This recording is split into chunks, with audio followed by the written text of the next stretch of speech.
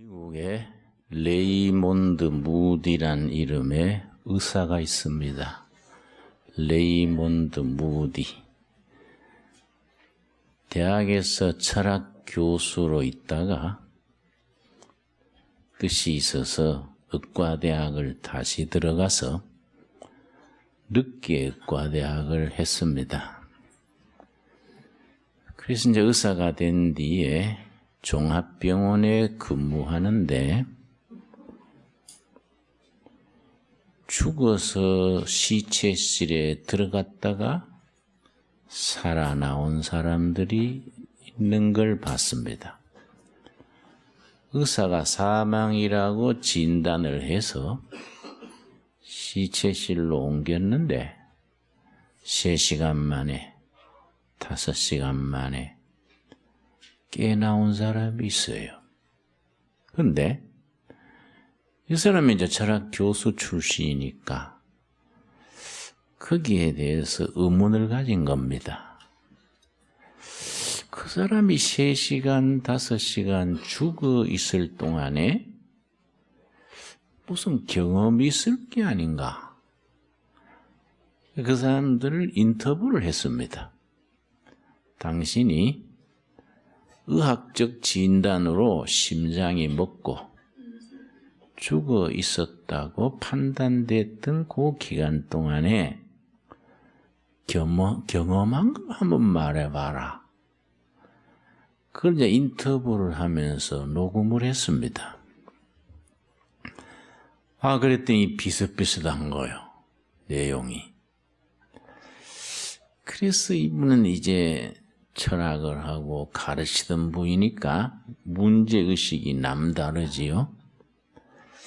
요 병원에서 끝날 게 아니라 다른 종합병원에도 이런 사례들이 있을 거 아닌가. 그걸 한번 전체적으로 조사를 해봐야 되겠다. 그래서 각 종합병원에다가 요청을 했습니다.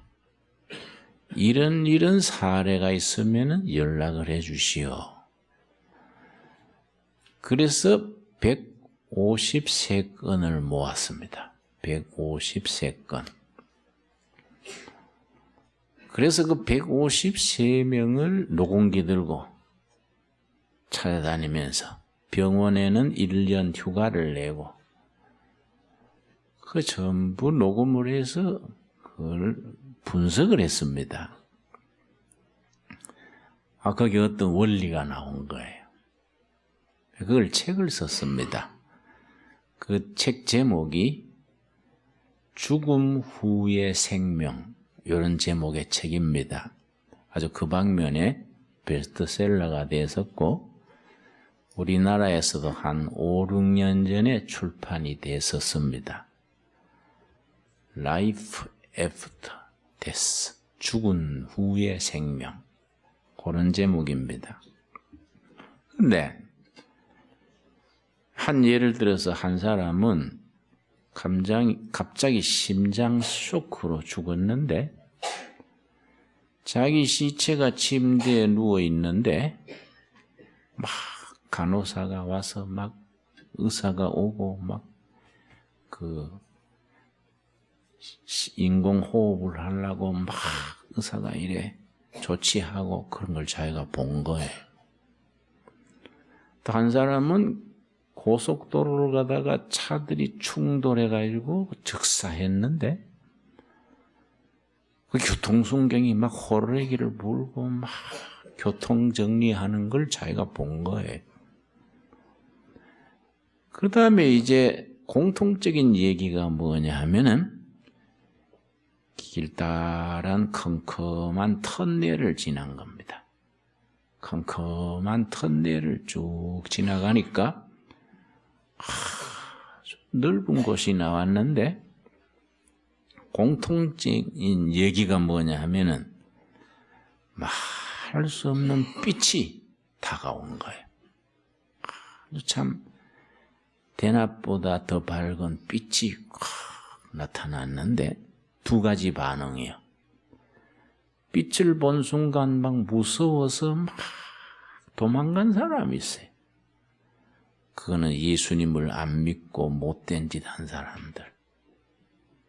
그 사람들은 막 빛을 본 순간에 두려워서 막 도망치려 한 거예요. 또 한 종류는 그 빛을 본 순간에 그렇게 마음이 평화롭고 그렇게 기뻐서 빨리 다가가야지 빛을 향해서 막 달려간 거예요.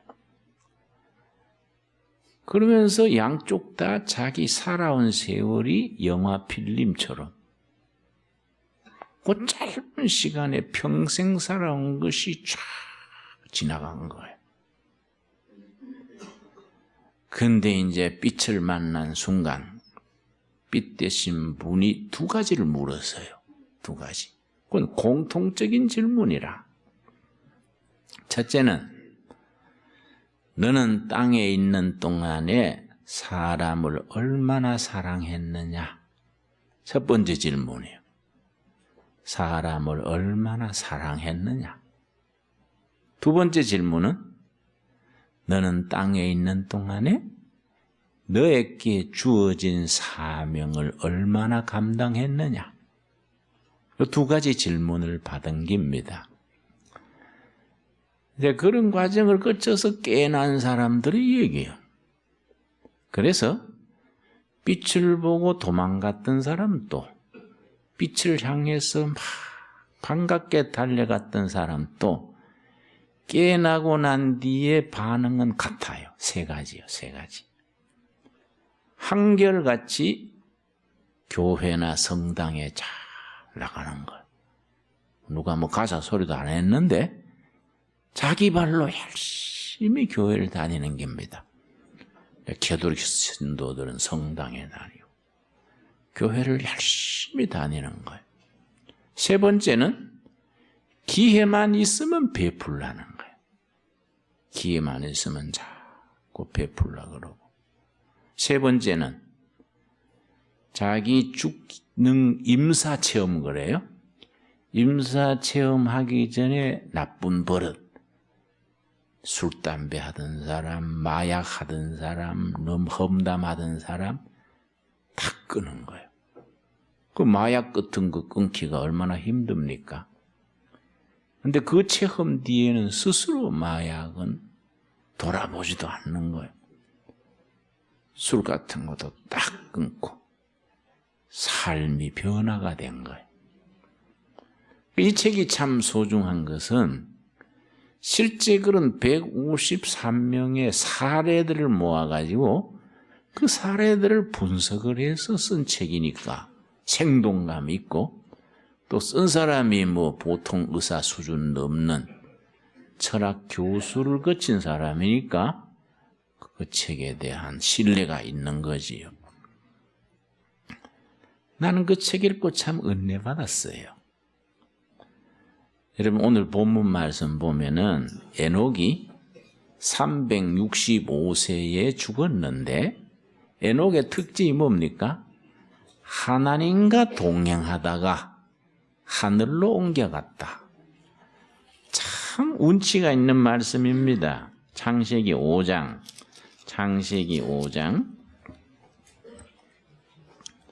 24절 말씀 우리 한번 같이 읽겠습니다. 에녹이 하나님과 동행하더니 하나님이 그를 데려가심으로 세상에 있지 아니하였더라. 여러분 더도 말고 덜도 말고 우리가 이렇게 살다가 이렇게 천국 갑시다. 하나님과 동행하다가 천국 가는 겁니다. 여기에 너무 미련될 거 없어요. 여기서 하나님과 동행하면서 살다가 좀 가난하면 어떻습니까? 가난한 것은 불편한 것이지 뭐 못난 것도 아니고 인격 문제도 아니고 가난하다고 실패한 인생도 아닙니다. 가난해서 나쁜 건 좀 불편해요. 그러나 가난해도 하나님과 동행하면은 부자가 되지요. 아무리 뭐 잘난 척하고 떵떵거리고 살아도 그 영혼이 망가지면 그건 뭐 초라한 인생이지요. 우리가 에녹처럼 하나님과 동행하다가 천국으로 그냥 이 방에서 저 방 옮기듯이, 새방 살다가 고아주택으로 옮기듯이 그렇게 옮겨갈 수 있는 우리가 되기를 바랍니다. 그래서 인생에 꼭 해야 될 기도가 3가지 있는데요. 어릴 때는 좋은 배우자 만나게 해달라고 기도해야 됩니다. 좋은 남편, 좋은 아내 만나게 해달라고 기도해야 돼요. 여러분, 자녀들 중에 미혼이 있으면 기도를 시켜야 됩니다. 2번째는 좋은 직업 달라고 기도해야 됩니다. 자기한테 맞는 직업, 자기가 좋아하는 일을 좋아하는 사람들과 같이 하다가 천국 가면 축복 중에 축복이요. 자기가 좋아하는 일, 하고 싶은 일을 좋은 사람들하고 같이 하다가 천국 가는 것이 축복 중에 축복이지요. 좋은 직업 달라고 기도해야 됩니다. 나이 들면은 잘 죽게 해달라고 기도해야 됩니다. 괜히 병원에서 온갖 주사 맞다가 나중에 주사바늘 찌를 때도 없어가지고 그래 안 죽어야 되지요. 그냥 밤에 잠자러 갔는데 아침에 안 일어나서 보니까 밤사이에 하늘 날아갔어요. 얼마나 멋집니까? 응? 그렇게 잘 죽도록 기도해야 돼요.